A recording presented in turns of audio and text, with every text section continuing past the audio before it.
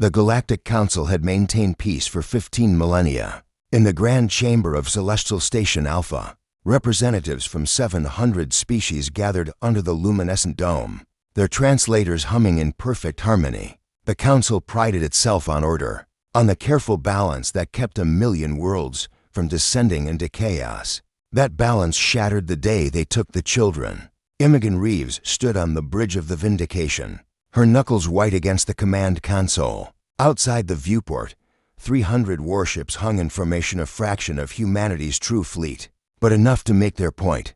Behind her, Admiral Chen watched the tactical display with cold eyes. "Ambassador Velthar is hailing us," the communications officer announced.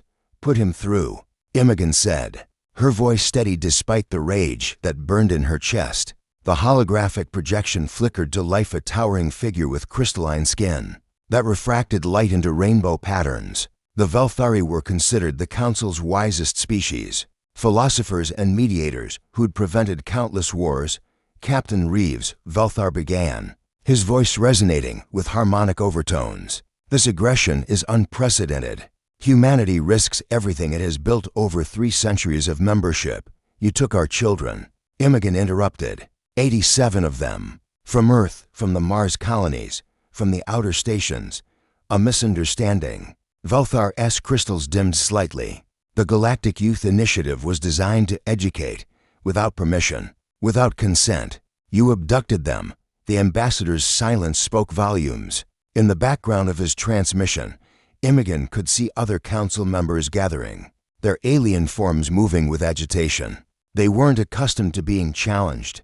"The children will be returned," Velthar finally said. "But Captain, you must understand your species' reaction is disproportionate. We have protocols, diplomatic channels. You have 15 minutes. Imogen cut the transmission. Admiral Chen moved to her side. "The Council thinks we're bluffing. They've mobilized their peacekeeping fleet over 2,000 ships. They still don't understand." Imogen whispered. The truth was simple and terrifying. The Galaxy Council had never encountered humanity's most fundamental trait. They'd seen humans as traitors, explorers, even warriors in the sanctioned border conflicts. But they'd never threatened what humanity held most sacred. The Council's peacekeeping fleet arrived in a display of overwhelming force, their vessels gleaming with advanced technology harvested from hundreds of worlds. The Draknathi contributed their bioships, living weapons that could regenerate from catastrophic damage. The Gentari brought their quantum disruptors. The Mavrathi deployed consciousness-jamming fields that had ended rebellions without firing a shot. Imogen activated the fleet-wide channel. "All ships, execute Protocol Harbinger." Across human space, lights flickered and died. Not from attack, but from choice. Every human colony, every station, every orbital platform went dark. 700 worlds watched as humanity demonstrated what the Council had failed to grasp. Humans had been preparing for this moment since they first ventured into the stars. The Vindication's drives ignited with a fury that made stars look dim. But it wasn't alone. From behind planets, from asteroid fields, from the cosmic void itself, humanity's true fleet emerged. Not hundreds of ships, hundreds of thousands. Vessels built in secret over centuries, hidden in plain sight among mining operations and research stations. "My God," breathed Admiral Chen, "we really did it." Every human world had contributed. Every generation had sacrificed, building not just ships, but weapons the Council had never imagined. Humanity had studied every species, every technology, every weakness. They'd prepared for a war they hoped would never come. The Council's fleet hesitated. Their sensors painted an impossible picture.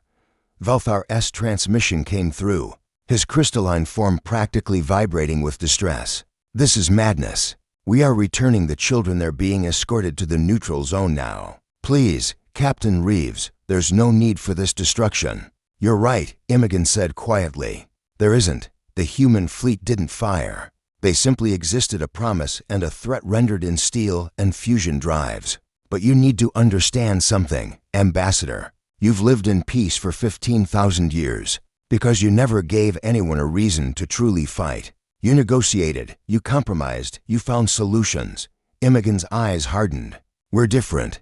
We'll negotiate. We'll compromise. We'll find solutions. But touch our children again, and we'll show you what humanity has been preparing for. A shuttle appeared on the scanners, broadcasting council clearance codes. Imogen watched it approach, her heart hammering. The shuttle docked, and moments later, she abandoned the bridge, running through the corridors until she reached the hangar.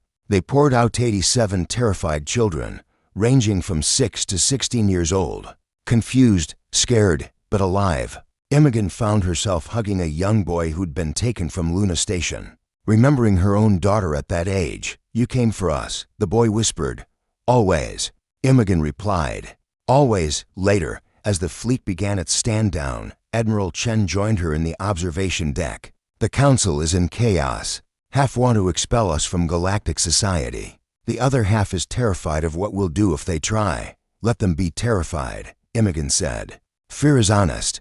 They've maintained peace through comfort and complacency. Maybe it's time they remembered why peace matters.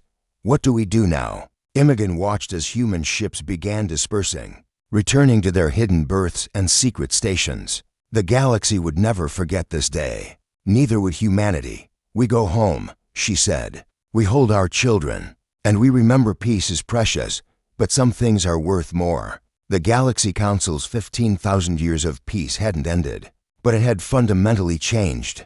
Humanity had shown the universe a simple truth. There are species that will negotiate endlessly to avoid war, and there are species that will shatter worlds to protect their own. Humans, it turned out, were both.